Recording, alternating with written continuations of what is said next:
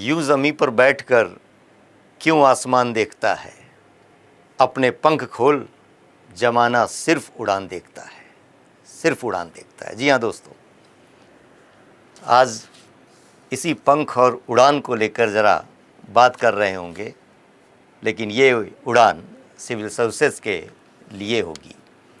तो बात करेंगे कि ये पंख आते कहाँ से हैं और उड़ कैसे पाएंगे हम। जी हाँ, एनसीईआरटी को लेकर बात चल रही है और आज इसी मुद्दे पर एक चर्चा बहुत दिनों से अपेक्षित थी। क्लास में तो कई बार चर्चाएं होती ही रहीं, लेकिन तमाम बच्चों की अपनी अपेक्षाएं थीं, तो इसलिए आज ज़रा एनसीईआरटी को लेकर एक ऐसी परिचर्चा जो आपका समय भी सार्थक बनाए और सपने को भी साकार करे। दरअसल एनसीईआरटी को लेकर चर्चाएं ये होती हैं, पढ़ें कि न पढ़ें, मतलब ऐसी भी चीज़ें हैं। और ताजुब ये होता है कि जब हम कहते हैं कि पढ़ें या न पढ़ें, तो ये वही वाली स्थितियां हैं कि एक व्यक्ति, एक मानव जी रहा है और बोले कि सांस लें या ना लें। अगर सिविल सर्विसेज की तैयारी हम कर रहे हैं और इसके बावजूद ये प्रश्न आ रहा हो, इसका मतलब कि समाज पर बाजार का दबाव कितना है। और यही वजह है कि एनसीईआरटी को पढ़ें या न पढ़ें ये सवाल ही नहीं है, बल्कि असली मुद्दा ये है एनसीईआरटी को कैसे पढ़ें, किस रूप में उसका उपयोग करें हम अपनी सिविल सेवा के लिए। इन्हीं कुछ मुद्दों पर कि कैसे नोट्स बनाना है, पढ़ना कितना है, क्यों पढ़ें हम, और वो भी सिविल सर्विसेज की तैयारी अगर कर रहे हों, देश की सर्वोच्च सेवा की बात कर रहे हों और बात तैयारी की हो रही हो उस एकदम से प्रारंभिक स्तर पर शिक्षा के पाठ्य पुस्तकों की, जिसे बच्चे पढ़ रहे हैं 6 से 12 के लिए। तो आज बात करेंगे एनसीईआरटी को लेकर इन बिंदुओं के साथ कि आखिर क्यों पढ़ना चाहिए एनसीईआरटी की पुस्तकें और किन किन विषयों की, किन कक्षाओं की यह पुस्तकें हों जिनको हम कवर कर सकें। और तो और पुस्तकों को पढ़ने का सही दृष्टिकोण क्या होना चाहिए, आखिर अप्रोच क्या हो हमारा। और सबसे बढ़कर यह भी चीज़ है कि पढ़कर उसको छोड़ दें या नोट्स बनाएं, और अगर नोट्स बनाएं तो कैसे बनाएं। इन सारे बिंदुओं पर चर्चा हम कर रहे होंगे। एनसीईआरटी की बुक्स को सामने रखकर भी, यूपीएससी के अंतर्गत प्रीलिम्स और मेंस के अंतर्गत आए हुए प्रश्नों के आलोक में बात करेंगे, क्योंकि बातें हवा में करने का कोई मतलब है नहीं। और यही वजह है कि बड़ी मंजिलें तो छोटे छोटे कदमों से तय की जाती हैं, और वो छोटे कदम उठते हैं एनसीईआरटी के प्रारंभिक स्तर पर उन पुस्तकों को पढ़ने से। तो पहली चीज़ है कि आखिर ये पुस्तकें एनसीईआरटी जिसको हम कह रहे हैं, खुद एनसीईआरटी में ही लिखा हुआ है, आरंभिक पन्नों में ही आपको मिल जाएगा कि यह अन्य पाठ्य पुस्तकों से अलग क्यों है। जहाँ तक पुस्तकें पर्याप्त हैं, बहुत सारी हैं, उसमें भी अगर इन पुस्तकों को देखें तो शेष पुस्तकें जो है हमें इंफॉर्मेशंस देती हैं, कुछ सूचनाएं दे देंगी, बातों को बतला देंगी,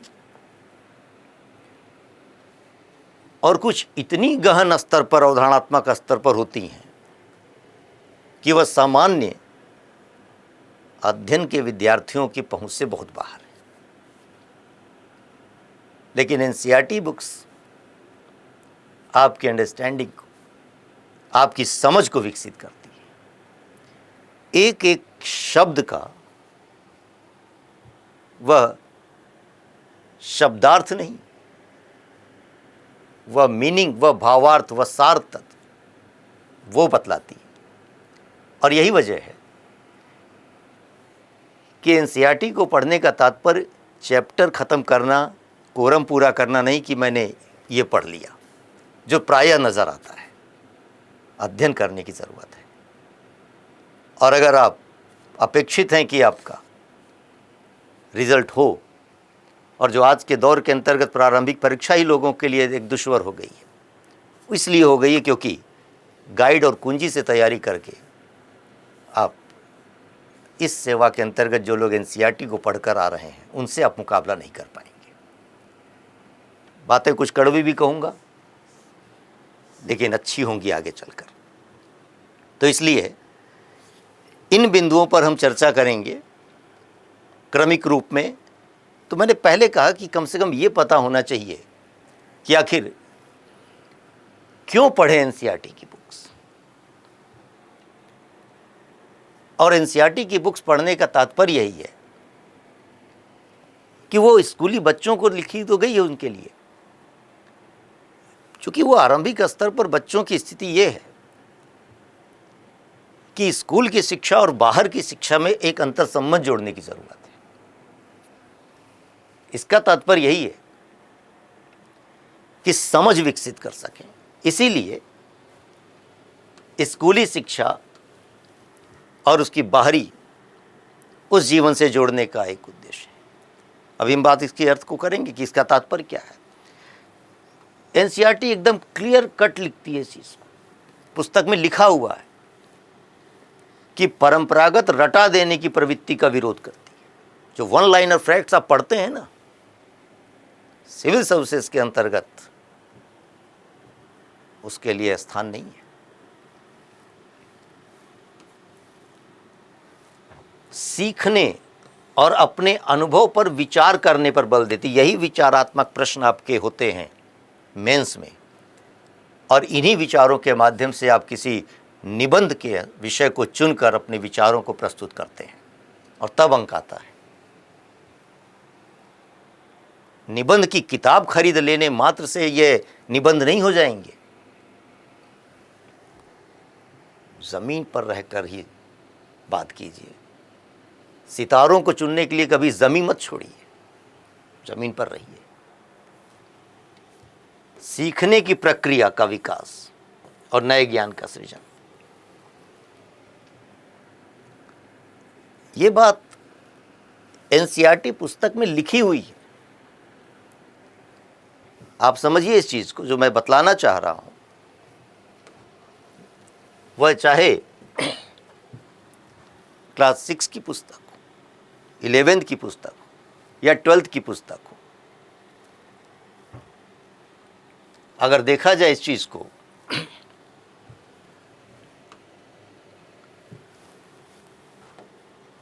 देखिए, मैं आपको दिखलाता हूं कि आखिर कुछ चीज़ें हैं जो लिखी हुई हैं, उसमें मैं नहीं बता रहा हूँ। ये नहीं कि मेरी इच्छा कर रही है मैं कहीं से, एनसीईआरटी में ये चीज़ें लिखी हुई हैं। देखिए, ये बात लिखी हुई है इसमें। हर विषय को एक मजबूत दीवार और घेर देने की जानकारी को रटा देने की प्रवृत्ति का विरोध इसमें शामिल है। स्कूल और घर के बीच के अंतराल को जो पुस्तकें बनाई हुई उसका ये विरोध करती है। देखिए, सीखने और सीखने के दौरान अपने अनुभवों पर विचार करने का कितना अवसर देते हैं, ये ज़्यादा ज़रूरी है। तो पुस्तकें हैं इस रूप में जो लिखी हुई हैं यहाँ पर, और यही वजह है कि इन पुस्तकों के स्तर पर खुद ही दिया हुआ है कि क्या करना चाहिए, क्यों पढ़ें, क्या पढ़ें। मैं आज बात करूंगा इस पर डिटेल से, इन चीज़ों को लेकर।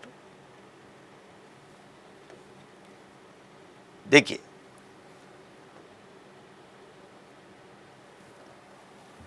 प्रत्येक अध्याय में ये चीज़ें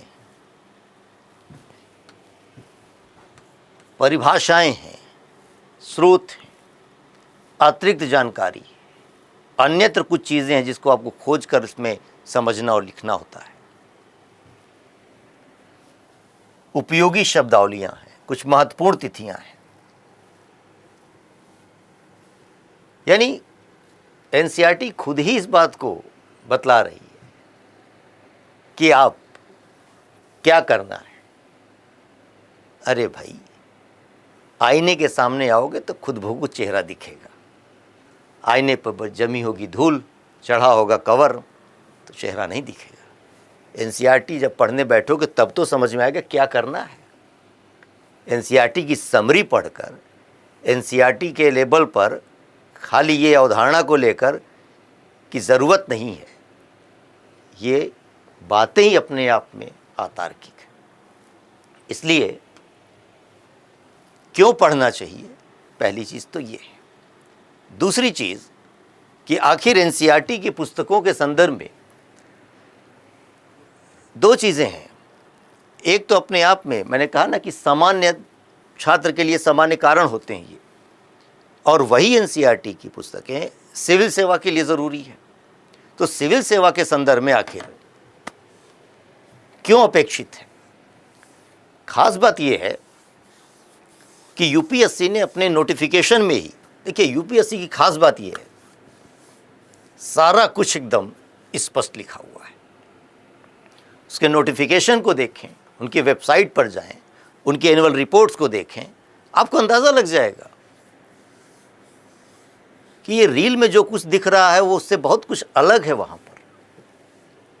और यही वजह है कि नोटिफिकेशन में लिखा हुआ है कि आखिर हम एनसीईआरटी के संदर्भ में क्यों बार बार आपको कह रहे हैं, क्योंकि जो डिमांड है वो डिमांड ये है कि हम सभी जो है ऐसे प्रासंगिक मुद्दों पर एक मूल समझ चाहिए। हमें उम्मीदवार की मूल समझ पर रखने के साथ साथ इस बात की भी जांच की जाएगी कि उसके पास परस्पर विरोधी सामाजिक आर्थिक लक्ष्यों और मांगों के विश्लेषण की कितनी योग्यता है। इसीलिए खाली तथ्यात्मक चीज़ों को, इंफॉर्मेशंस को जब आप मेंस में लिख रहे होते हैं तो कुछ नहीं होता है। डिमांड ये है, लिखा हुआ है कि पूछे जाने वाले प्रश्नों का उद्देश्य, देखिएगा ये खाली मैं नहीं बतला रहा हूं कि मैंने ऐसा सोचा है, यूपीएससी के नोटिफिकेशंस के अंतर्गत चीज़ें लिखी होती हैं। और ये चीज़ें जो हैं आपको, ये समझ आपकी एनसीईआरटी विकसित करती है। इसलिए 6 से 12 तक की एनसीईआरटी लगभग सिविल सेवा के 60% आपको प्रश्नों का दायरा वहां पर मिल जाता है, जो उस मूलभूत समझ के आधार पर आप हल कर पाते हैं प्रीलिम्स और मेंस में। और सोचकर देखिए, कट ऑफ की पोजीशन 50% है, मेंस में तो और भी कम है। आपकी एनसीईआरटी बुक्स की बात हो रही है, किसी एक विषय इतिहास से संबंधित का मामला नहीं है। तो अगर हम जो विषय प्रारंभिक परीक्षा में है, जो मुख्य परीक्षा के अंतर्गत है, वो सब 6 से 12 तक की एनसीईआरटी में मिल जाएंगे आपको। तो उस समझ को कवर करने के लिए आपको 6 से 12 तक की विभिन्न पुस्तकों को कवर करना जरूरी है। और यही वजह है कि प्रश्न आते हैं। मैं अभी आपको पूरा का पूरा मतलब 10 साल के तक के स्तर पर कुछ प्रश्नों को लेकर चलूँगा, अलग अलग विषय के भी लूँगा और इतिहास खंड के विशेष करके उसमें बात करूँगा। तो एक चीज़ रहती है कि पढ़ना क्यों है। सिविल सेवा में इसकी अपनी बड़ी सार्थकता और उपयोगिता है, इसलिए पढ़ना। अभी हम बात करेंगे कैसे पढ़ना है। जैसे अगर कहा जाए कि एनसीईआरटी के अंतर्गत एक ऐसे बिंदुओं को व्याख्यायित किया जाता है, समझाया जाता है कि ताकि अवधारणात्मक समझ आपकी वह एकदम स्पष्ट हो जाए। और उस रूप में अगर कहा जाए कि जैसे विविधता क्या होती है, वह विधि क्या है, विशेषाधिकार क्या है, वह विशेष बर्ताव क्या होते हैं, संविधान क्या है, शासन क्या है, प्रशासन क्या है, सुशासन क्या है, लोकतंत्र क्या है। नाम बड़े सुने हुए होंगे, लेकिन इनकी समझ अगर नहीं है तो इसकी व्याख्या आप नहीं कर पाएंगे। इन्हीं की समझ के आधार पर प्रश्न आते हैं, अभी हम आपको दिखलाएंगे इस चीज को। यही वजह है कि आप एनसीईआरटी की पुस्तक को खाली ये मत मानकर चलिए अच्छा 6 की है, 7 की है, हम तो जो है सिविल सर्विसेज की तैयारी कर रहे हैं, देश की सर्वोच्च सेवा में जाना चाहते हैं, सर्वोच्च प्रशासक, और वो रौब, वो औरा है, और सीधे सीधे टॉपर्स के इंटरव्यू देखकर ये तुरंत आपको लगता है अरे बेस उनका बना है, तब वो वहाँ पर पहुँच रहे हैं। तो एनसीईआरटी की पुस्तकों का बड़ा महत्व है इस वजह से। दूसरी चीज़ कि इस एनसीईआरटी के पुस्तकों को पढ़ने से जो टॉपिक से संबंधित आपके ओपन एंडेड क्वेश्चंस होते हैं ना, उनको हल करने का तरीका पता चल जाता है। और जो बॉक्स में विचार करने हेतु मुद्दे दिए जाते हैं ना, वो बड़ी काम की चीज़ है भाई, उसको आप इग्नोर नहीं कर सकते। चित्र बना रहेगा, कार्टून टाइप का लगेगा, आप पलट दीजिएगा पन्ना, बस यहीं पर जो है अपने आप को रोकने की ज़रूरत है। जैसे कहा ना कि विचार करने और विश्लेषण करने की क्षमता का विकास होता है, ये यूं ही विकास नहीं हो रहा होता है। जैसे एक दिया हुआ होता है, अब इसको सोचने की ज़रूरत है, विचार करिएगा। लिखा है संयुक्त राज्य अमेरिका की जनसंख्या अपने देश के मुकाबले, अपने देश का मतलब भारत देश में, 1/4 है, लेकिन वहां 50 राज्य हैं, 50 राज्य। समझ लीजिए, भारत में 100 से भी ज्यादा राज्य क्यों नहीं हो सकते? जनसंख्या चौथाई है उनकी। भारत की जनसंख्या 4 गुने ज्यादा है, राज्य उनसे कम है। तो इसका मतलब बड़े राज्य छोटे राज्य के बनने के पीछे जो तर्क दिए जाते हैं, उन तर्कों को जो है इस आर्थिक सामाजिक परिदृश्य के साथ समझने और जानने की आवश्यकता होती है। यही चीज है कि यहां पर जैसे एक विचार दिया हुआ है कि क्या यह संविधान उधार का था? अब जिसको उधार कहते हैं तो वो चुकाना भी पड़ता है ना, इसी सब चीजों को समझना है। हम ऐसा संविधान क्यों नहीं बना सके जिसमें कहीं से कुछ भी उधार न लिया गया? अरे भारत के संविधान के अपने निर्माण की प्रक्रिया उस समय शुरू हो रही है जब दुनिया भर के स्तर पर देशों ने अपने संविधान का निर्माण करके वह 50 साल शासन कर लिया, उनकी बारीकियों को, उनकी कमजोरियों को देखकर उसको दूर कर भी लिया। तो अमेरिका विश्व के संदर्भ में वह पहला लिखित संविधान बना रहा है। अमेरिकी स्वतंत्रता संग्राम की उद्घोषणा जब 1776 में हो रही है और आगे चलकर जब वह युद्धों में विजयी हुए और संविधान बना, लागू हुआ। फ्रांस की क्रांति 1789 में होती है और तत्पश्चात वहां पर संवैधानिक शासन आता है। तो संविधान के निर्माण की प्रक्रिया एक लंबी रही है। तो एक लंबे अनुभव का तात्पर्य यही था कि जब हमारे पास आ रहा है तो क्यों ना हम सीखें और जानें। ये सोचने की क्षमता का विकास होगा इससे। यही वजह है कि देखिए लिखा हुआ है, इसी से कई सारे प्रश्न भी आपके पास हो सकते हैं कि राज्य के नीति निदेशक तत्व भी सरकार से लोगों की कुछ आकांक्षाएं पूरी करने की अपेक्षा करते हैं। इसका मतलब यह है कि राज्य के नीति निदेशक तत्व किसको निर्देशित करते हैं, एक तरीके से किसके लिए जो है लागू करने की बातें करते हैं। जवाबदेही किसकी हो जाती है? सरकार की। डायरेक्टिव प्रिंसिपल्स की बात हो रही है। संविधान में अच्छी बातें लिखने में क्या जाता है, कुछ भी लिख दे, लेकिन सरकार के ऊपर कि संविधान के अंतर्गत अगर ये चीज़ें हैं तो सरकार को तो लागू करना होगा ना, दायित्व तो बनता है सरकार का, आकांक्षाएं हैं। लेकिन ऐसी ऊंची आकांक्षाओं और लक्ष्यों को लिखने का मतलब क्या है यदि वे लोगों के जीवन को न बदल सके। पढ़ना पड़ेगा, समय देना पड़ेगा, और समय देने के बाद सोचने की क्षमता का विकास होगा। खाली ये वन लाइनर नहीं कि राज्य के नीति निर्देशक सिद्धांत जो है वह किस एक भाग में दिए गए हैं, रख लिया भाग 4 में दिए गए हैं, ये काम नहीं करना है।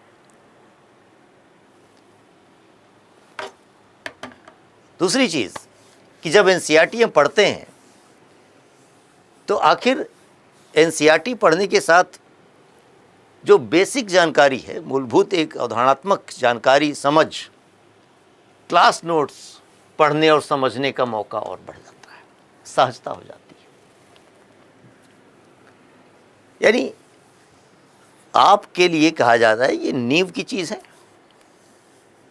एक बार बेहतर हो गई, समझ में आ गई तो आपके लिए ये समस्या ही नहीं है कि आप जिसे कहते हैं ना कि वो और मानक पुस्तकें एनसीईआरटी से ज़्यादा मानक क्या होंगी, लेकिन फिर भी अलग अलग स्तर पर फिर आपको डीडी बसु की किताब, वह पॉलिटी में पढ़ने और समझने में आसानी होगी, वह बिपिन चंद्र की किताब, वह आधुनिक भारत के इतिहास को समझने में सहायक होगी, वह शेखर बंदोपाध्याय की किताब प्लासी से विभाजन, वो समझने में आसानी होगी। और दूसरी चीज़ कि इस एनसीईआरटी को अगर हम पढ़ रहे हैं तो यकीन मानिए सीधे सीधे प्रश्न यूपीएससी के अपने प्रारंभिक परीक्षा में आप देख पाते हैं। आश्चर्यजनक चीज़ है, इस पर अभी तक मतलब एक बात होती है कि बोल दिया जाना और दूसरा है प्रमाण के साथ। मैं आज प्रमाण के साथ हूँ आपके पास, प्रश्न भी दिखाऊंगा, एनसीईआरटी में कहाँ वो लाइन है और खोजने की ज़रूरत नहीं पड़ेगी। एनसीईआरटी के स्तर पर वो चित्रों में दिया हुआ रहता है, मानचित्रों में दिया हुआ होता है, अगर गौर करेंगे तो अंदाज़ा लग जाएगा। ऐसे हम 20 प्रश्नों के साथ लेकर आएंगे। जैसे एक प्रश्न है कि निम्नलिखित में से कौन सा प्राचीन भारत में व्यापारियों का निगम था।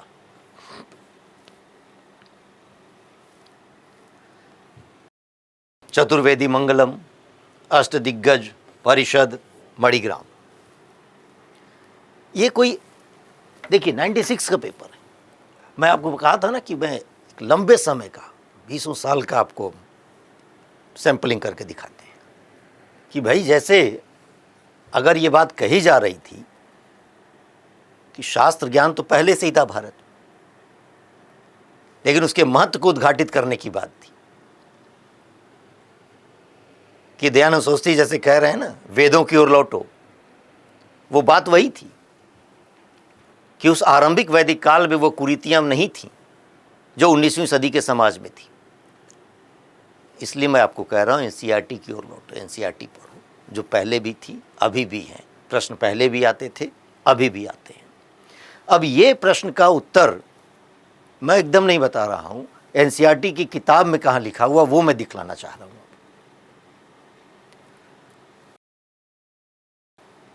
ये एनसीईआरटी की कक्षा 7 की पुस्तक हमारे 30 सेकंड अध्याय 6 में, चैप्टर का नाम क्लास, किस क्लास की बुक है वो तक मैं बतला रहा हूं ताकि एकदम जाकर देखिए।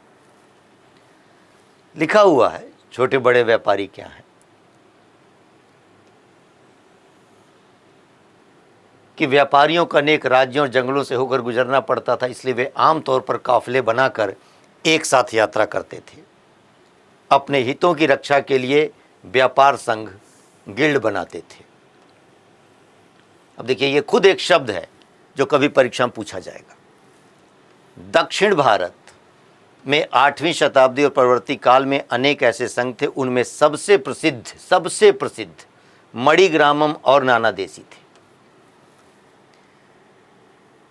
मणिग्रामम क्वेश्चन पर लौटिए। प्राचीन भारत में व्यापारियों का निगम कौन था? चतुर्वेदी, मंगलम, अष्टदिग्गज, परिषद और मणिग्राम। अब देखिए, बच गया नाना देसी। भविष्य में आपके पास हो सकता है ये प्रश्न। तो पढ़ने के क्रम में इन चीजों को जरूर ध्यान रखना है, और प्रश्न यहीं से आ रहे होते हैं। अब आप सोचकर देखिए, इस पूरी लाइन में इंफॉर्मेशन कितनी चीज की है। लिखा हुआ है कि व्यापारी कई प्रकार के हुआ करते थे, उनमें बंजारे लोग भी शामिल थे। कई प्रकार के होते थे, जिसमें बंजारे भी एक व्यापारी थे। कई व्यापारी, विशेष रूप से घोड़ों के व्यापारी, अपने संघ बनाते थे, जिनका एक मुखिया होता था। वह मुखिया उनकी ओर से घोड़े खरीदने के इच्छुक योद्धाओं से बातचीत कर लेता था। यह समझाने के लिए दिया गया। सिर्फ एक चीज इसमें दिख रही है फैक्चुअल इंफॉर्मेशन, वो ये, बाकी 3 लाइन उसको समझाने के लिए। चूंकि व्यापारियों को अनेक राज्यों और जंगलों से होकर गुजरना पड़ता था, इसलिए वे आमतौर पर एक काफिले बनाकर एक साथ यात्रा करते थे। तो काफिला क्या होता है? एक साथ यात्रा करने का समय। यह केवल एक बात को समझाने के लिए कहा गया, और अपने हितों की रक्षा करने के लिए व्यापार संघ। अब देखिए, व्यापार संघ जिसका तात्पर्य गिल्ड होता है, गिल्ड प्रणाली कहा जाता था। यह कभी भी आपसे पूछा जा सकता है, इसको नोट डाउन कर लेना है। दक्षिण भारत में 8वीं शताब्दी परवर्ती काल में उनमें सबसे प्रसिद्ध मणिग्राम और नाना देसी थे। क्वेश्चन आ चुका, देखिए। तो ये ऐसे सवालों को एनसीईआरटी के माध्यम से जाना जा सकता है, वरना पढ़ते रहिए, दक्षिण भारत जाके पढ़ लीजिए, उससे क्या होगा। देखिए, एक प्रश्न 2022 में पूछा गया प्रश्न है, एकदम इसी साल। प्रश्न को देखकर लोगों ने तमाम रिव्यू जारी किए और बतलाए कि कठिनतम और कठिनतम प्रश्नों में से एक है, और क्या क्या है, दुनिया भर की चीजें। देखते हैं, पहले प्रश्न तो देख लें। लिखा हुआ है कि निम्नलिखित युग्मों पर विचार कीजिए। अशोक के प्रमुख शिलालेख के स्थान और वह स्थान जिस राज्य में है। धौली उड़ीसा, एर्रागुड्डी आंध्र प्रदेश, जौगढ़ मध्य प्रदेश, कालसी कर्नाटक। और कह रहा है कि उपयुक्त युग्मों में से कितने सही सुमेलित है। ये नया ट्रेंड यूपीएससी ने बनाया है, जो कठिनाई पैदा करता है। तो पहली चीज तो यही है कि आखिर ये सवाल को कहा जाता है कि कैसे हम जानेंगे कि कौन कहाँ है। इतना लंबा सिलेबस है, इतनी चीजें हैं। पहली बात तो ये कि अशोक के अपने शिलालेखों की बात हो रही है। प्राचीन भारत के संदर्भ में वो एक ऐसा शासक जिसके शिलालेखों को उसके राज्य के बारे में विस्तार से जाना जा सकता है। धौली, एर्रागुड्डी, जौगढ़, कालसी, बृहद शिलालेखों का अपना स्थान। धौली उड़ीसा में है, एर्रागुड्डी आंध्र प्रदेश में है, जौगढ़ मध्य प्रदेश में नहीं, कालसी कर्नाटक में नहीं है। ये तो मैंने बता दिया आपको। अब इसको कहा जा रहा था कि ये कहाँ से व्यक्ति पढ़ेगा, क्यों करेगा। अब आपको बतलाऊं कि कहीं नहीं जाना है। एनसीईआरटी की क्लास 6 की बुक हमारे अतीत, कक्षा 6 की पुस्तक, पेज 68 मैप दिया हुआ है, और मैप के संदर्भ में ये आपके पास इतने स्थान हैं। अब यही सोचने की जरूरत है, जब आप पढ़ेंगे मैप को तो आप पन्ना पलट के आगे बढ़ जाते हैं कि ये हमारे काम की चीज नहीं, बच्चे लोग देखेंगे। जब तक आईएएस नहीं बन जा रहे हैं, बच्चे ही हैं। देखिए, एक चीज यहां पर दिया हुआ है, कालसी उत्तराखंड में। जो पूछा गया उसके लिए मार्क कर दिया धौली उड़ीसा में, जौगढ़ उड़ीसा का क्षेत्र, और एर्रागुड्डी आंध्र प्रदेश का क्षेत्र। यही वजह है, चीज़ें और भी हैं। तो जब आप अवलोकन करेंगे तो पाएंगे ना कि गिरनार कहाँ है, आप पाएंगे ना सुपारा कहाँ है, ये सन्नाटी कहाँ है, कर्नाटक के क्षेत्र में है। आप उस चीज़ को देख पाएंगे ना कि आखिर ये रामपुरवा कहाँ है। तो जब अवलोकन करेंगे तब तो भाई अध्ययन करना है, पन्ना नहीं पलटना है कि मैंने एनसीईआरटी पढ़ ली, मैंने पढ़ ली, मुझे बस अरे बताना थोड़ी ना पड़ोसी को कि मैंने आज पढ़ ली एनसीईआरटी और उठाया और फटाफट पढ़ लिया। अरे समय दीजिए। प्रश्न देखिए अब आप, तो ये धौली उड़ीसा में रागुड्डी, तो ये दोनों सही है, ये नहीं सही है, ये तो उड़ीसा में था, कालसी उत्तराखंड में था। कह रहा कितने युग्म सही हैं।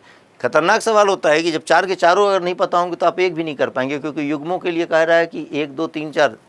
अब जो पता है आपको कि कौन सही है, 1 और 2, ये कितने युग्म सही हैं, 2 पेयर सही है।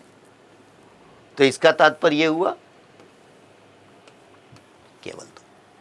2022 में पूछा गया प्रश्न है, और मैंने बताया ना कि एनसीईआरटी, और आपको दिखलाता हूं कि ये चीज़ें जो है ऐसा थोड़ी ना है कि आप देखिए उसमें दिया हुआ था, पेज 68 पे हम आते हैं, आपको पूरी एनसीईआरटी में डाउनलोड करके बैठा हुआ हूँ। हवा में बात नहीं करना है, हवा में बातें हो रही हैं, रील में चल रही हैं। देखिए ये मैप, पेज 68 यहाँ दिख रहा है पेज।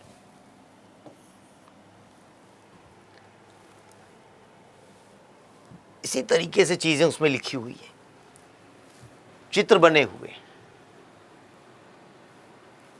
इनके बारे में दिया हुआ है।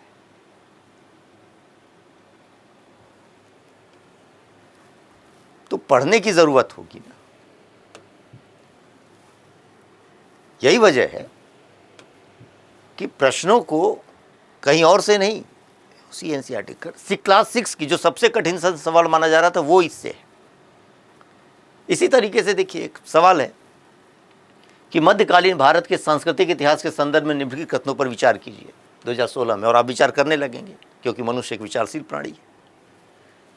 तमिल क्षेत्र में सिद्धि एकेश्वरवादी थे और मूर्ति पूजा की निंदा करते थे। कन्नड़ क्षेत्र के लिंगायत पुनर्जन्म के सिद्धांत पर प्रश्न लगाते थे और जाति अधिक्रम को अस्वीकार करते थे। यहाँ हम प्रश्न और उत्तर की बात नहीं कर रहे हैं, मैं तो ये आपको बतला रहा हूँ कि देखिए ये चीज़ें एनसीईआरटी की बुक्स में इतनी पतली पतली बुक्स हैं, मिल जाती हैं चीज़ें, आपको कठिनतम चीज़ें मिल जाती जो कहीं और प्रायः नहीं मिलेंगी आपको। देखिए कक्षा 12 की पुस्तक अध्याय 2 लिखा हुआ है कि देखिए लिंगायतों का विश्वास है, एक संप्रदाय है कि मृत्यु उपरांत भक्त शिव में लीन हो जाएंगे और वह संसार में पुनः नहीं लौटेंगे। धर्मशास्त्र में बताए गए श्राद्ध संस्कार का वे पालन नहीं करते तो अपने मृतकों को विधि पूर्वक दफनाते थे। लिंगायतों ने जाति की अवधारणा और कुछ समुदायों के दूषित होने की ब्राह्मणी अवधारणा का विरोध किया। पुनर्जन्म के सिद्धांत पर भी उन्होंने प्रश्नवाचक चिन्ह लगाया। प्रश्न की लाइन पढ़िए कि लिंगायत पुनर्जन्म के सिद्धांत पर प्रश्न लगाते थे तथा जाति अधिक्रम को अस्वीकार करते थे। सोच कर देखिए 2016 में आया हुआ प्रश्न। अगर आप पढ़ रहे होंगे, क्या कोई इसमें नाम दिया, कोई तिथि दी? कुछ नहीं। ये एक संप्रदाय की अपनी विचारधारा है, पूछ लिया गया, यही चीज़ है। अब देख लीजिए अलग से दिया हुआ है, सब चीज़ों को पढ़िएगा तो अंदाज़ा लगेगा आपको कि इससे जुड़े हुए लोग कौन थे। मुख्य परीक्षा में भी प्रश्न आपके पास इससे होते हैं और जटिलतम प्रश्न होते हैं कि जो कहीं जल्दी नहीं नजर आएंगे। इसलिए एनसीईआरटी जब आप पढ़ते हैं ना तो प्रारंभिक परीक्षा के अंतर्गत भी और मुख्य परीक्षा के अंतर्गत भी प्रश्नों को हल करने में सफल हो पाते हैं। और जब एनसीईआरटी की बेसिक चीज़ें आपको पता होंगी ना, तो न्यूज़पेपर के अंतर्गत जो चीज़ें दी गई थी उनको आप कवर कर पाते हैं। अदरवाइज़ क्या होता है, कहते हैं कि न्यूज़पेपर में समझ में नहीं आता है, गायब है चीज़ें ना भाई। और जब हम कह रहे हैं कि सिविल सर्विसेज की तैयारी करने आ रहे हैं, कंपटीशन जिस लेवल पर है, भारत की सर्वोच्च सेवा के लिए, शुरुआत आपसे वह एकदम कह रही है कि अपेक्षित है, जमीन पर रहकर बात कीजिए। जैसे मुख्य परीक्षा का एक प्रश्न है कि विजयनगर नरेश कृष्णदेव राय ने न केवल स्वयं एक कुशल विद्वान थे अपितु विद्या और साहित्य के महान संरक्षक भी थे। विवेचना कीजिए। मेंस में 2016 में पूछा गया प्रश्न, जीएस पेपर 1 में। यहां से ये चीजें मिल जाएंगी आपको। तो जो लोग ये लिखते हैं और सोचते हैं कि कहां से कवर करें, कैसे कवर करें, एनसीईआरटी उनके लिए प्राथमिक स्रोत है। बस अध्ययन मन लगाकर करना होगा ना, कोरम नहीं पूरा करना है। जैसे एक प्रश्न है, क्या कारण है कि भारत में जनजातियों को अनुसूचित जनजातियां कहा जाता है? भारत के संविधान में प्रतिस्थापित उनके उत्थापन के लिए प्रमुख प्रावधान को सूचित कीजिए। 2016 में ही आया वो प्रश्न है। अब प्रश्न की भाषा भी कठिन लगेगी आपको, लेकिन कहीं ना कहीं ये एनसीईआरटी की लाइन है, उसका उत्तर उसमें दिया रहता है। एनसीईआरटी की 12th की भारतीय समाज अध्याय 5।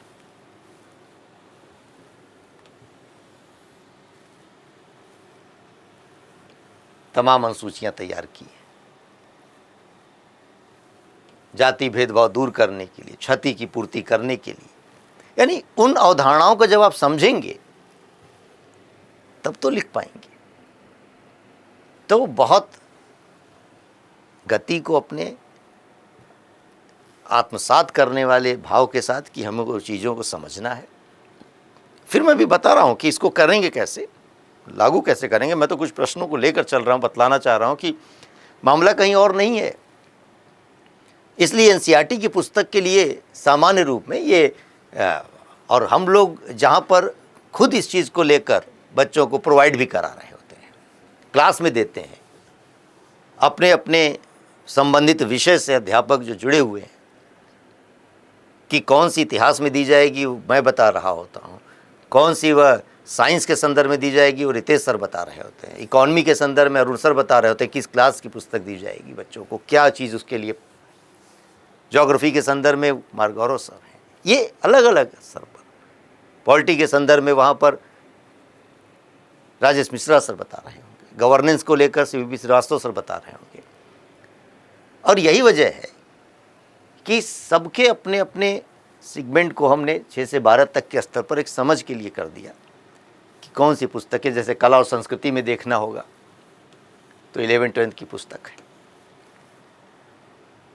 और इसको पढ़ना कैसे है ये चीज़ भी जाननी है कि कवर कैसे करेंगे।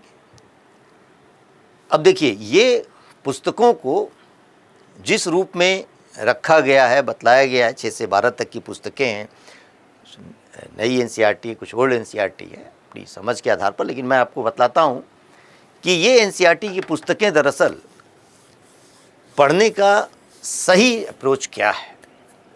कि जब आप एनसीईआरटी पढ़ना शुरू करते हैं तो उसका तो पहला तरीका ये है कि आप बिना किसी दबाव के कि आपको कोई एग्ज़ाम देना है और आप कोई अध्ययन कर रहे हैं, एक बार रीडिंग करना शुरू करिए और क्लास 6 की पुस्तक को उठाइए, पढ़िए, रीडिंग करिए। जिस विषय की आपने उठाया एक पूरा पढ़ डालिए, लगे दूसरा विषय भी पढ़ लिया, तीसरा विषय भी पढ़ लिया, रीडिंग करिए। एक रीडिंग करने का तात्पर्य यही है कि जैसे कहते हैं ना कि आपने एक तरीके से जो साइट विजिट होती है, वो मकान एकदम से नहीं बन जाता है, एक बार अवलोकन कर लेते हैं साइट का, देख लेते हैं जाकर क्या चीज़ है, वो चीज़ है ये पढ़ लीजिए। और फिर इसके पश्चात सेकंड रीडिंग में आपको करना ये है कि अब आप केवल पढ़ना ही नहीं है, अब आपको उसके अंतर्गत चीज़ों को समझना है। और समझने का मतलब ये हो गया कि रियल मीनिंग, भावार्थ जिसको मैं कह रहा हूं, केवल शब्दार्थ नहीं, भावार्थ। और उस भावार्थ का मतलब हो गया कि जैसे अगर कोई सभ्यता और संस्कृति की परिभाषा शाब्दिक अर्थ में लिख दिया गया कि वो संस्कृति क्या है, हर्ट्ज़कोविट्ज़ की एक परिभाषा दे दिया कि पर्यावरण का मानव निर्मित भाग है, इससे बात नहीं बनेगी। फिर समझने की जरूरत है, इसका तात्पर्य क्या होता है, वह दी हुई एनसीईआरटी में चीज़। और जब आप ऐसा कर लें तो नोट्स भी बनाएं, तो अवधारणात्मक और आधारभूत समझ विकसित होगी उससे। और यही वजह है कि जब आप एनसीईआरटी पढ़े तो उसमें जो बॉक्स में चीज़ें लिखी हुई, जो मानचित्र में चीज़ें दी गई हैं, उसको इग्नोर मत। इवन जो चित्र दिया गया है ना, वो चित्र भी जो लिखा हुआ है उसके नीचे जो है, चित्र के नीचे चित्र संख्या 2 और किसका बना हुआ है वो भी पढ़िए, क्वेश्चन मिलेगा आपको, मैं दिखाऊंगा भी। बहुत इस पर मैंने एक तरीके से कई सारे प्रश्नों को, कई वर्षों के प्रश्नों को देखकर ये बात किया हुआ है। ठीक है, तो विषय से संबंधित है, टॉपिक के दिए गए जो चीज़ें हैं अंत में दिए गए उसमें बॉक्स में कार्य करने के लिए होता है, उसको करिए और समझिए, उससे भी आपको जो है लाभ मिलेगा। और जब आप, मैंने कहा सेकंड रीडिंग के साथ आपको नोट्स को बनाना है। नोट्स बनाने के लिए तरीके जो अपने अपने हो सकते हैं, मेरा अपना एक मानना है, सुझाव यही है कि जैसे आपने एक टॉपिक बनाया, कक्षा 6 की पुस्तक पढ़ेगा, अब उसमें कहीं पर मौर्य साम्राज्य के बारे में दिया हुआ है, फिर आप क्या करिए कि एक बार 7th 8th 9th 10th, मैंने कहा ना कि एक टॉपिक विशेष को पढ़ डालिए पहली रीडिंग के साथ। जब दोबारा बैठने लगे तो आपको ये करना है कि मौर्य साम्राज्य या मौर्य शासकों के संदर्भ में और कहाँ कहाँ, किन पुस्तकों में, किस क्लास की पुस्तकों में दिया गया है। तो मौर्य साम्राज्य के संदर्भ में कक्षा 6 में है, 7 में हो, 8 में हो, 9 में हो, 10 में हो, 11 में हो, 12 में हो, एक बार में मौर्य साम्राज्य पूरा कर लीजिए। महत्वपूर्ण बिंदुओं, उदाहरणों को नोट डाउन कर लिए, देखिए आपकी तैयारी। इसी तरीके से वह भूगोल के संदर्भ में बातें हो कि भारत क्या है, उसका नाम क्या है, भारत और उसके निवासी क्या है, भारत और उसके पड़ोसी क्या है। फिर धीरे धीरे बढ़िए आप आगे के स्तर पर, क्या कि जलवायु के संदर्भ में वह आरंभिक स्तर पर पुस्तक में क्या दिया हुआ है, 8th में क्या है, 9th में क्या है, 10th में क्या है। चूँकि वो क्या होता है, लेबल बढ़ता जाता है उनका। तो अगर आप इसको एक तरीके से क्लासिफाइड करिए टॉपिक वाइज और फिर नोट्स बनाइए, समय लगेगा। आईएएस बनना है, मजाक थोड़ी नहीं। तो इसलिए करना पड़ेगा ये काम। और अगर ये सब नहीं कर सकते, गाइड कुंजी की उम्मीद पर छोड़ दीजिए कि जीवन के स्तर पर उसमें तथ्यात्मक ज्ञान हो जाएगा और अगल बगल वाले बच्चों से पूछने में आसानी रहेगी। खाली ये कि बताओ सबसे लंबा, सबसे बड़ा, सबसे चौड़ा कौन सा है, क्या है, यही खाली की जानकारी। इससे जो है यूपीएससी सिविल सर्विसेज का मामला तय होने वाला एकदम नहीं है। यह भी चीज़ है कि किसी भी स्तर पर एनसीईआरटी को पढ़ने के साथ प्रीवियस ईयर के क्वेश्चंस अवश्य देखें।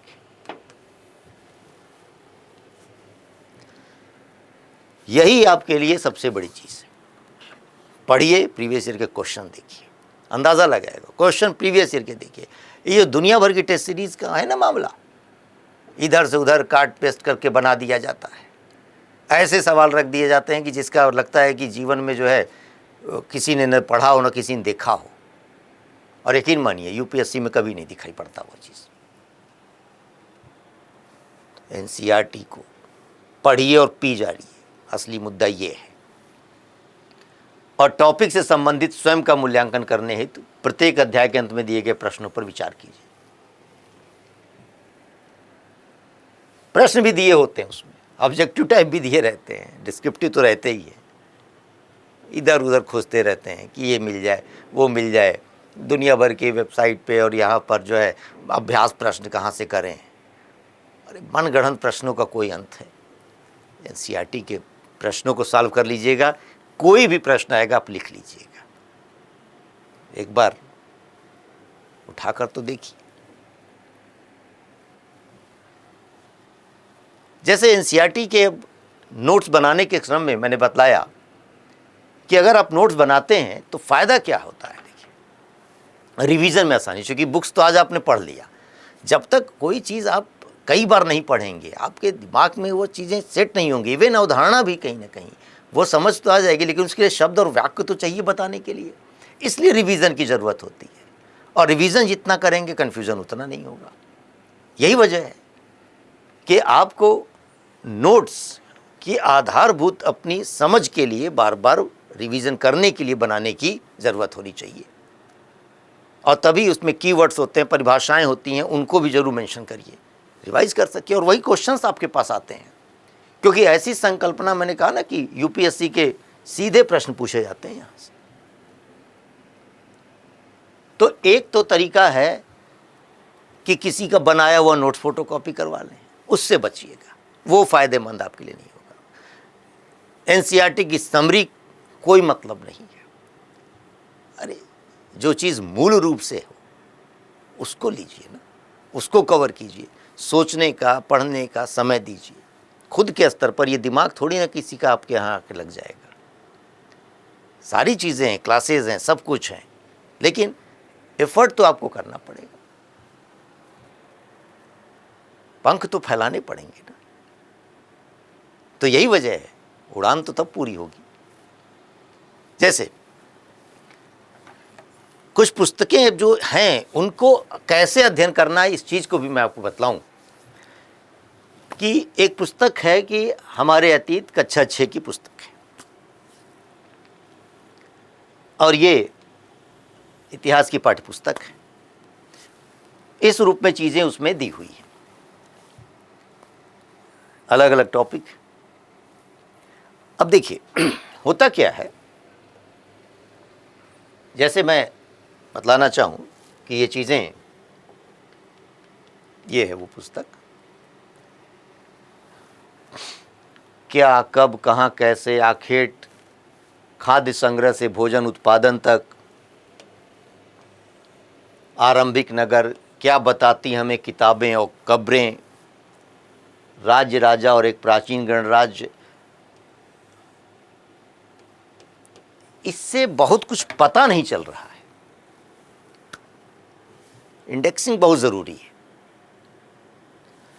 तो आपका एक काम ये होगा कि मैंने एक तरीका कर दिया है आपके लिए कि आखिर जैसे अब ये चीज़ें थी, हमने इसको बताया कि पढ़िएगा तो आपको पता चलेगा कि ये पहले वाले टॉपिक में, चैप्टर में, क्या कब कहाँ कैसे में भारत की भौगोलिक संरचना, भारत का नाम कैसे पड़ा, इतिहास की जानकारी के स्रोत क्या है, ये उसमें दिया हुआ है। अब यही वजह है कि इनको जब आप पढ़िएगा, देखिए मैंने कहा कि जैसे एकदम, अब यही चीज़ें हैं कि पढ़िएगा तो अंदाज़ा लगेगा ना। जैसे अब लिखा हुआ है अभिलेख क्या होते हैं, समझ रहे हैं, पांडुलिपियाँ क्या है, पुरालेख क्या होते हैं,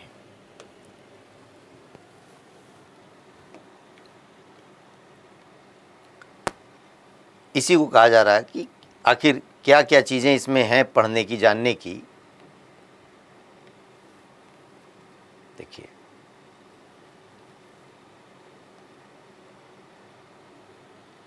अब कई लोगों को ये भी एक दिक्कत आती है कि आखिर ये है क्या चीज़ कि ईसा से पहले और ईसा के बाद, एडी और बीसी की जो बात की जाती है, बीसीई जो अब कहा जा रहा होता है, सब इसमें दिया हुआ है। क्वेश्चन इस रूप में दिए होते हैं कि पांडुलिपियों और अभिलेखों में प्रमुख अंतर बताइए। कुछ महत्वपूर्ण तिथियां हैं, इनको नोट डाउन कर लिया, किस समय क्या चीज़ का विकास हुआ है। उपयोगी शब्द जो हैं कि अब लिखा है पांडुलिपि क्या है, अभिलेख क्या है, पुरातत्व क्या है। आपका ज्ञान बढ़ेगा इससे। यही वजह है कि इन पुस्तकों को अगर आप पढ़ते हैं तो समझ गहरी होगी। देखिए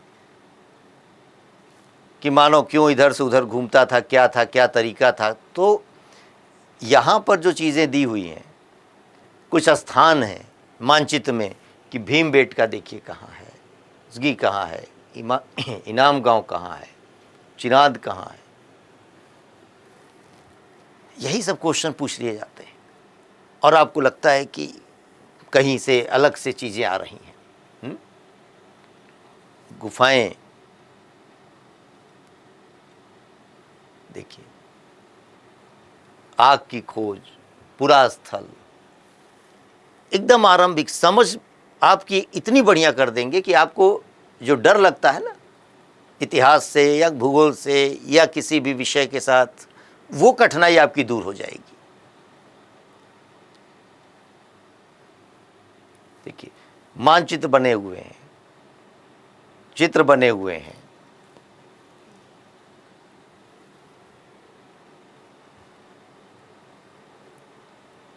हड़प्पा की कहानी क्या है?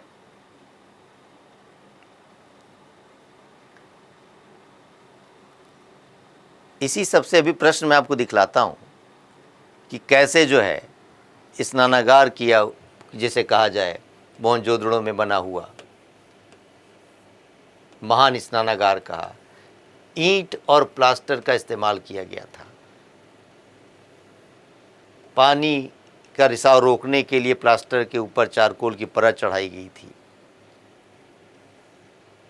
पानी कुएं से निकाला जाता था। यही सब प्रश्न होते हैं।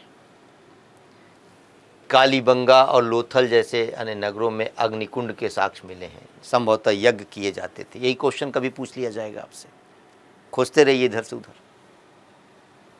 तो कहीं ना कहीं जो आपके पास ये पुस्तक है ना, इसका अध्ययन करने का तरीका, तो मैंने आपको बताया कि जैसे अब हमने क्या किया कि ये सारी चीज़ों को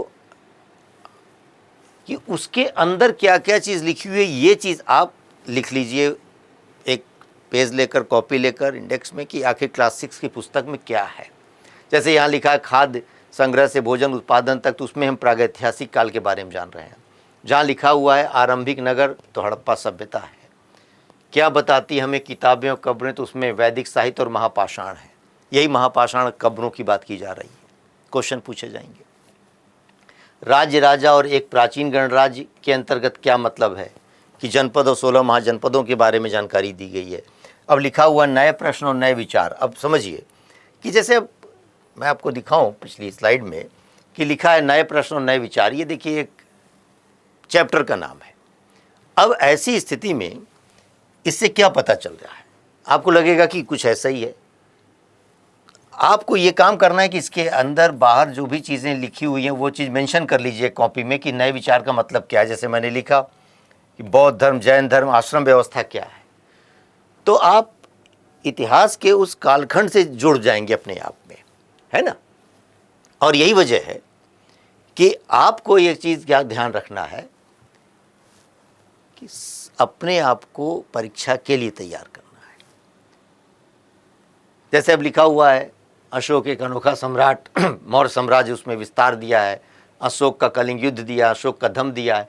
अब यहाँ पर खाली लिखा है उसने युद्ध का त्याग किया, लेकिन अंदर पढ़ेंगे तो अशोक का धम्म क्या है वो पता चलेगा। तो पहले पता होना चाहिए। खुशहाल गांव और समृद्ध नगर, लोहे का प्रयोग, संगम साहित्य दिया, रेशम मार्ग की कहानी, कुषाण वंश, महायान धर्म। चैप्टर का नाम ये है, देखिए नए साम्राज्य और राज्य, लेकिन आपको पता नहीं इसके अंदर क्या है अगर, तो आप खोजने में दिक्कत होगी। तो पहले क्या करना है कि एनसीईआरटी की जो नई एनसीईआरटी है उसके अंतर्गत के चैप्टर्स में जब पढ़ेंगे आप तो वो चीज़ ज़रूर मेंशन करते चलिए कि इसमें कौन कौन से सब टॉपिक हैं, वो आप ज़रूर बना लीजिए इंडेक्सिंग के लिए, और तभी आपको आसानी होगी।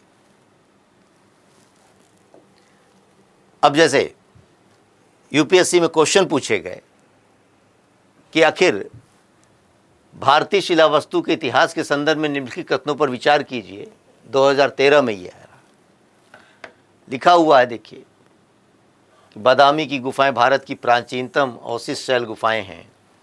बाराबर की शैलकृत गुफाएं सम्राट चंद्रगुप्त मौर्य के द्वारा मूलतः आजीविकों के लिए बनवाई गई थीं। एलोरा में गुफाएं विभिन्न धर्म के लिए बनाई गई थीं। अब ये सब क्वेश्चन पढ़कर बड़ा ये लगता है कि बहुत कठिन आ गया, लेकिन ये सवाल कहीं और से नहीं, एनसीईआरटी से ही जो है रखे गए हैं। देखिए कक्षा 11 की पुस्तक अध्याय 3 और 4 में इसमें दिया गया है।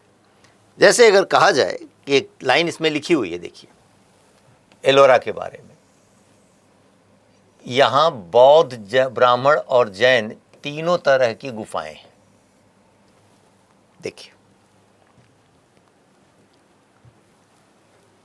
फिर दिया हुआ है कि उड़ीसा में धौली स्थल पर चट्टान को काटकर बनाए गए विशाल हाथी की आकृति भी मूर्ति कला में रेखांकन की सुंदरता का उत्कृष्ट उदाहरण है। इस पर सम्राट अशोक का एक शिलालेख भी है।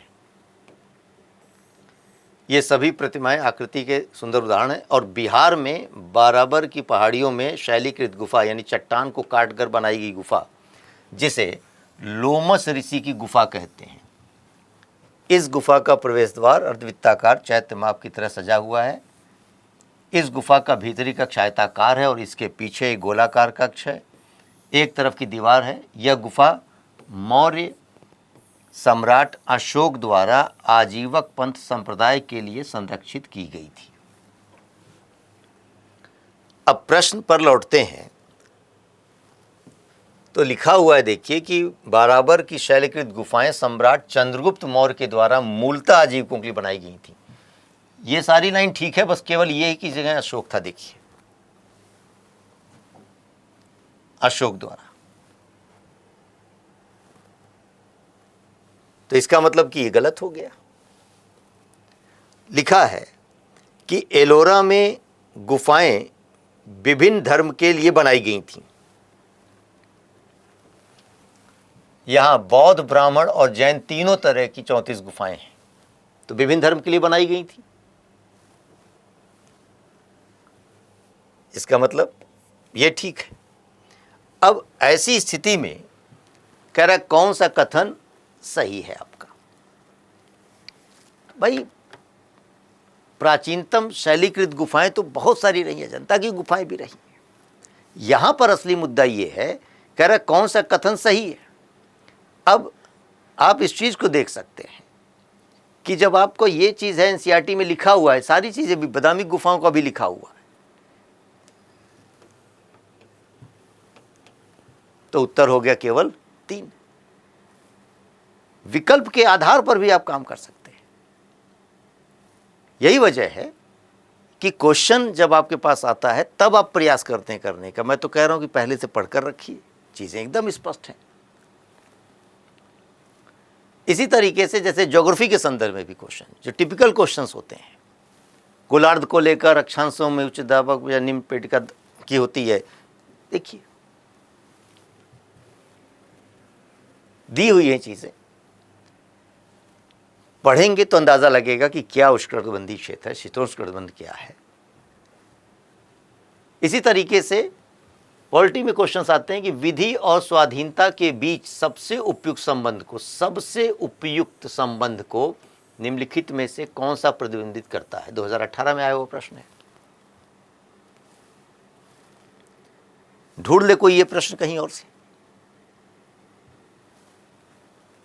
यदि विधियां अधिक होती हैं तो स्वाधीनता कम होती है। यदि विधि नहीं है तो स्वाधीनता भी नहीं है। यदि स्वाधीनता है तो विधि निर्माण जनता को करना होगा। यदि विधि परिवर्तन बार बार होता है तो वह स्वाधीनता के लिए खतरा है। सोच कर देखिए, दिक्कत यही है। तो ये आपको ध्यान रखना है कि ये मतलब क्या है। एनसीईआरटी में देखिए दिया हुआ है, कक्षा 11 की पुस्तक राजनीतिक सिद्धांत अध्याय 2 लिखा हुआ है कि समाज के निर्माण के लिए भी कुछ प्रतिबंधों की आवश्यकता होती है। कम से कम यह ज़रूरी होता है कि हम विचार, विश्वास और मत के अंतरों को स्वीकार करने के लिए तैयार रहें। हमें कुछ विचार या जीवन शैली अस्वीकार या अवांछित लग सकती है। ऐसी स्थिति में कुछ ऐसे कानूनी और राजनीतिक प्रतिबंध होने चाहिए जिनसे कि यह सुनिश्चित हो सके कि एक समूह के विचारों को दूसरे समूह पर आरोपित किए बिना आपसी अंतरों पर चर्चा और वाद विवाद हो सके। बदतर स्थिति में हमें किसी के विचारों से एक रूप हो जाने के लिए बाध्य किया जा सकता है। ऐसी स्थिति में हमें अपनी स्वतंत्रता को बचाने के लिए कानून के संरक्षण की और भी ज़्यादा ज़रूरत होगी।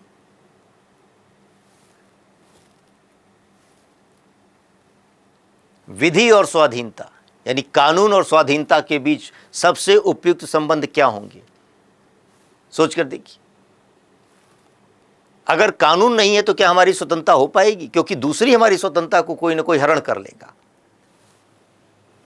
तो यदि विधि नहीं है तो स्वाधीनता भी नहीं है। यही इसका आशय है। या अपनी स्वतंत्रता को बचाने के लिए कानून के संरक्षण की आवश्यकता है। पढ़िएगा तो चीज़ों को कर पाएंगे, वरना ये सब चीज़ तो आप तो इतनी तूफानी गति से पढ़ने का तरीका डेवलप कर दिया है। कुछ आपके लिए बस निगाह क्या होती है, तथ्य कहाँ है, कोई वहाँ आर्टिकल दी हुई है, संख्या दी हुई है, वो आप रट लेंगे। पहले एनसीईआरटी ने कह दिया और उसी चीज़ की अपेक्षा यूपीएससी कर रही है कि रटने की प्रवृत्ति से दूर रहिए। इतने लंबे लंबे पैसेज लिखे होते हैं, उसका सेंस निकालना पड़ेगा ना, भावार्थ, वो क्या चीज़ है। क्वेश्चन दिया हुआ कि कौन सा एक कथन सही है, 2017 में आया हुआ प्रश्न, पॉलिटी में ही।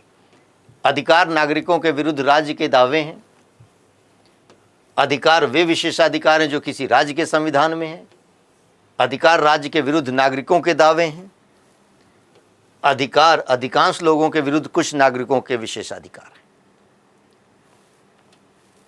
देखिए एनसीईआरटी में क्लास 11th में चैप्टर 5 लिखा है, अधिकतर मामलों में अधिकार राज्य से किए जाने वाले दावे हैं। अधिकारों के माध्यम से हम राज सत्ता से कुछ मांग करते हैं। और फिर एग्जाम्पल के रूप में कोट कर दिया कि जब हम शिक्षा के अधिकार पर जोर देते हैं तो हम राज्य से बुनियादी शिक्षा के प्रावधान करने की मांग करते हैं। अधिकार राज्य से किए जाने वाले दावे हैं। आमतौर पर पहली लाइन या लास्ट में आकर उसका कंक्लूजन होता है पूरे पैरा का। यह भी एक तरीका है सीखने का। जैसे देखिए लिखा हुआ ना कि अधिकार राज्य के विरुद्ध नागरिकों के दावे हैं।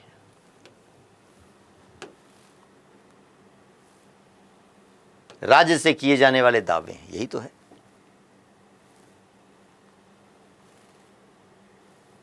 तो यही वजह है कि सबसे उपयुक्त चीज पूछना था इसमें, कौन सा एक कथन सही है। संवैधानिक सरकार का आशय क्या है, 2021 में आया हुआ प्रश्न है।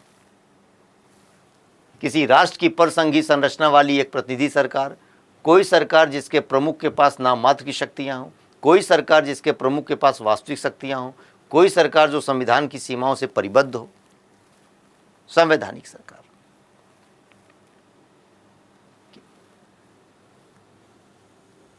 संविधान का काम यह है कि वह सरकार द्वारा अपने नागरिकों पर लागू किए जाने वाले कानूनों पर कुछ सीमाएं लगाए कि सरकार कभी इसका उल्लंघन नहीं कर सके। संविधान सरकार की शक्तियों को कई तरह से सीमित करता है।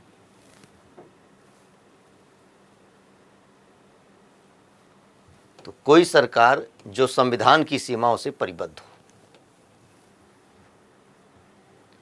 तो प्रश्न और उत्तर खाली नहीं, एनसीईआरटी पढ़िए, प्रीवियस ईयर के क्वेश्चन देखिए, सॉल्व करिए, उस पर समय दीजिए, देखिए सब कुछ अच्छा लगेगा। वरना रूह कांपती रहती है और रिजल्ट को लेकर परेशान रहते हैं, प्रीलिम्स ही नहीं हो रहा है और करेंगे इंटरव्यू की तैयारी मॉक का वीडियो देखकर, क्लिप देखकर। जैसे क्वेश्चन है जो यूपीएससी में पूछे गए प्रश्न थे, इतिहास विषय से संबंधित कई सारे प्रश्नों को लेकर मैं यहाँ पर हूँ, दिखलाना चाहूँगा आपको। देखिए 2022 में पूछा गया प्रश्न है, कि हाल में ही हैदराबाद में भारत के प्रधानमंत्री की रामानुज की आसन मुद्रा में विश्व की दूसरी सबसे बड़ी ऊंची मूर्ति का उद्घाटन किया गया था। निम्नलिखित कथनों में से कौन सा एक रामानुज की शिक्षाओं को सही निरूपित करता है? ये लोगों ने कहा करंट का क्वेश्चन है, हाल में ही लिख दिया, करंट का थोड़ी ना। कह रहा है कि रामानुज की शिक्षाओं में कौन सा सही निरूपित करता है। तो रामानुज हाल के थोड़ी ना है। एनसीईआरटी पर पहुंचिए, 2022 का प्रश्न है, कक्षा 7 की पुस्तक है, पृष्ठ संख्या 107। इसीलिए ये सब लिखा हूं, पृष्ठ संख्या भी है, क्योंकि रील और यूट्यूब के जमाने में कोई कुछ भी बोल दे रहा है, लेकिन प्रामाणिकता तो होनी चाहिए। और देखिए किस रूप में चीजें नजर आ रही हैं कि रामानुज 11वीं शताब्दी में तमिलनाडु पैदा हुए। वे विष्णु भक्त अलवार संतों से बहुत प्रभावित थे। उनके अनुसार मोक्ष प्राप्त करने का उपाय विष्णु के प्रति अनन्य भक्ति भाव रखना है। क्वेश्चन देख लीजिए, रामानुज की शिक्षाओं को सही निरूपित करता है। मोक्ष प्राप्ति का सर्वोत्तम साधन भक्ति था। वेद शाश्वत आत्म प्रतिष्ठित पूर्णतः प्रमाणिक हैं। तर्क संगत युक्तियां सर्वोच्च आनंद के माध्यम से, ध्यान के माध्यम से मोक्ष पाया जा सकता है।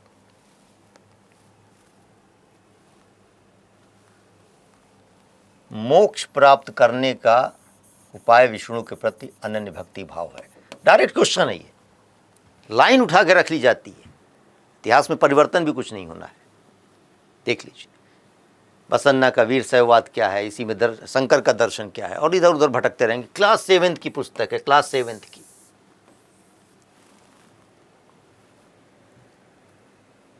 और क्वेश्चन एनालाइज करने वाले लोग बताएंगे कि बहुत कठिन है, इसको कहां से। अरे भाई 6 और 7 की पुस्तकें हैं, 8 की पुस्तकें हैं, पढ़ना पड़ेगा।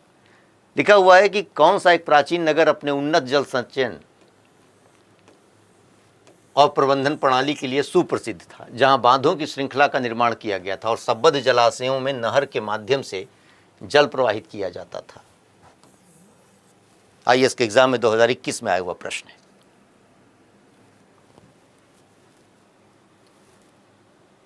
देखिए कक्षा 12 की पुस्तक, पृष्ठ संख्या 4, भाग 1 दिया हुआ है। धौलावीरा से मिले जलाशयों का प्रयोग कृषि के लिए जल संचयन हेतु किया जाता था।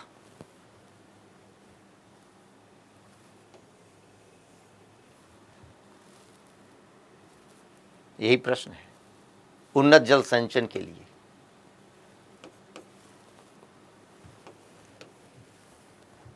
मैप देख लीजिए, चित्र देख लीजिए, लाइनें लिखी हुई हैं, मतलब कहीं सोचना ही नहीं है कुछ।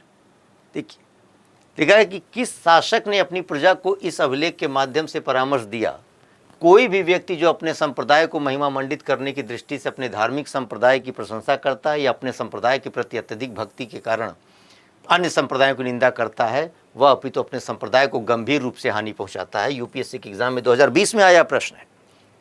मैं हर साल के इसलिए ले रहा हूं एक एग्जाम्पल के रूप में, आमतौर पर सभी प्रश्न मिल जाते हैं एनसीईआरटी की पुस्तकों से। देखिए ये कक्षा 6 की पुस्तक है, पृष्ठ संख्या 73। आपको दिखलाता हूं, टेक्स्ट ओरिजिनल के लेवल पर पहुंच गया। 73 के पेज नंबर 73 का मामला है। देखिए ये है 73।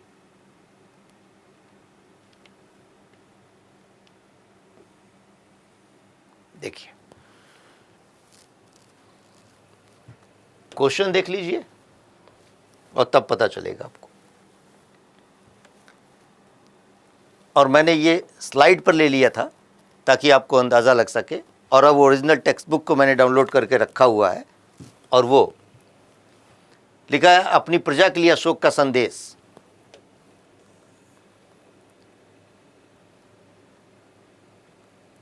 लिखा है कि अपने धर्म की प्रशंसा या दूसरों के धर्म की निंदा करना, दोनों ही बातें गलत हैं। हर किसी को दूसरे धर्म का आदर करना चाहिए। यदि कोई अपने धर्म की बड़ाई और दूसरे धर्म की बुराई करता है तो वह वास्तव में अपने धर्म को ज्यादा नुकसान पहुंचाता है।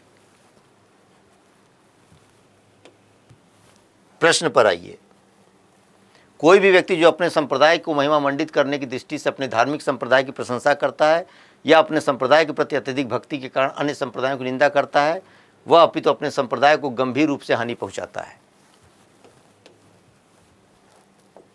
किसका दिख रहा है? अशोक का संदेश।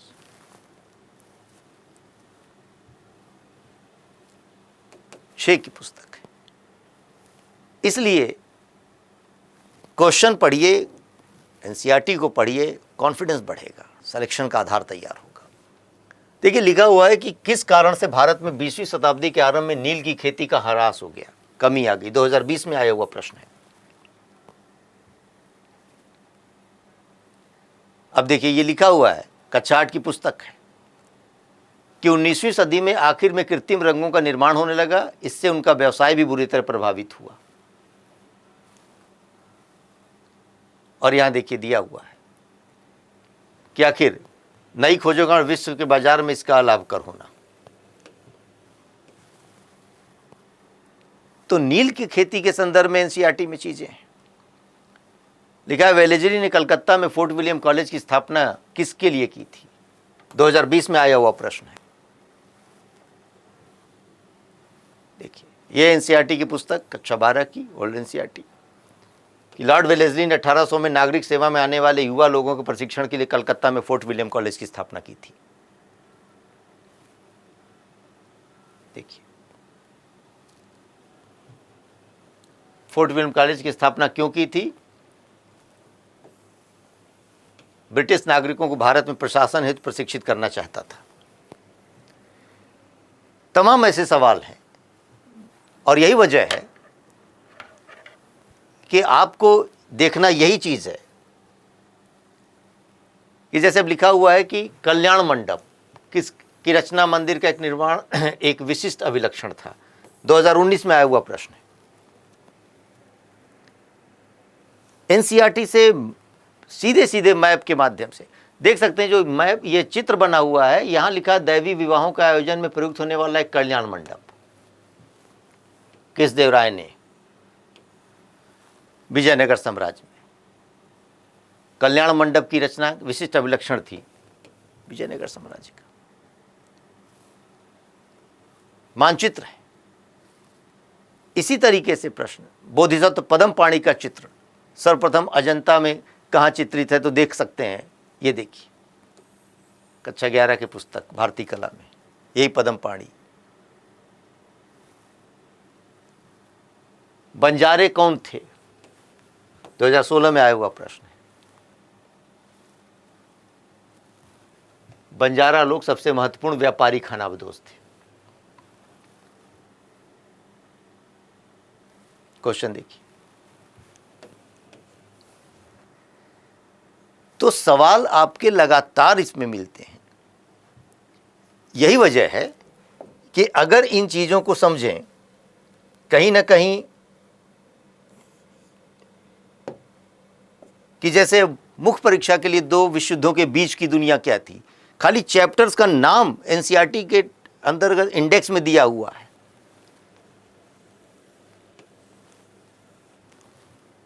तो पता चल जाएगा कि 2 विश्व युद्धों के बीच की दुनिया आखिर किस तरीके से लोकतंत्री राज प्रणाली के लिए गंभीर चुनौती थी।